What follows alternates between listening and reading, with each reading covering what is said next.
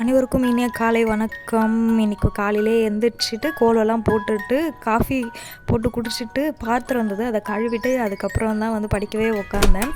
என்னுடைய first vlog. So அதனால் குட்டி இன்ட்ரோ கொடுத்துட்றேன். என்னோடய பேர் வந்து ஸ்ரீமதி. நான் வந்து 2022 தான் ஃபஸ்ட்டு படிக்கலாம், டிஎன்பிஎஸ்சி எக்ஸாம் வந்து நம்ம அட்டன் பண்ணலாம் அப்படின்னு எனக்கு தோணுச்சு. அதனால் நான் வந்து ஒரு அகாடமியில் வந்து ஜாயின் பண்ணேன். ஆனால் நான் வந்து ஜாயின் பண்ண உடனே நோட்டிஃபிகேஷன் வந்ததுனால என்னால் அப்போ வந்து எந்த ஒரு ஐடியாவுமே இல்லை, குரூப் 1 குரூப் 2 அந்த பற்றிலாம். ஸோ அதனால் நான் சும்மா அட்டன் பண்ணுவோம் அப்படின்னு அட்டன் பண்ணேன். ஸோ கிளியர் ஆகலை. 2023 வந்து எக்ஸாம் வரல, 2024 வந்து எக்ஸாம் வந்தது. அப்போ வந்து நான் அந்தளவுக்கு படிக்கலை, அப்படியே லத்தாஜிக்காக இருந்ததுனால அப்போயும் என்னால் கிளியர் பண்ண முடியல. 2025 வந்து நான் குரூப் 1 அட்டன் பண்ணேன்.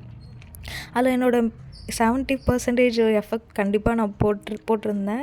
மார்க்கும் வந்து 125லேருந்து 130 வரைக்கும் வந்திருந்தது. ஸோ கிளியர் பண்ண முடியல, ஏன்னா 150 மேலே இருந்தால் தான் வந்து நம்ம ப்ரிலிம்ஸ் வந்து கிளியர் பண்ண முடியும். இதான் என்னோடய குட்டி இன்ட்ரோ.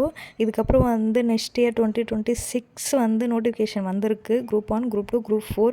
ஓகே, இதுக்கப்புறமாவது நம்ம சீரியஸாக படித்து குரூப் 1 குரூப் 2 அட்டன் பண்ணுவோம் அப்படின்றதுக்காக தான் நான் வந்து முன்னாடியே படிக்கிறதுக்காக ஸ்டார்ட் பண்ணியிருக்கேன். ஏன்னா நம்ம முன்னாடியே ஸ்டார்ட் பண்ணிட்டா தான் எல்லாமே புக்ஸும் அவுட் ஆஃப் சோர்ஸ் படிக்கிறதுக்கும் கரெக்டாக இருக்கும் அப்படின்னு நான் முன்னாடியே ஸ்டார்ட் பண்ணிவிட்டேன். நம்ம இப்போத்துலேருந்தே படிக்க ஆரம்பித்தா தான், ஆல்ரெடி நான் படிச்சிருந்ததுனால புக்ஸ் வந்து ரிவிஷன் பண்ணிவிட்டு அவுட் ஆஃப் சோர்ஸ் படிக்கணும். எனக்கு வந்து அவுட் ஆஃப் சோர்ஸ் புக்கு ஒன்றும் வாங்கலை.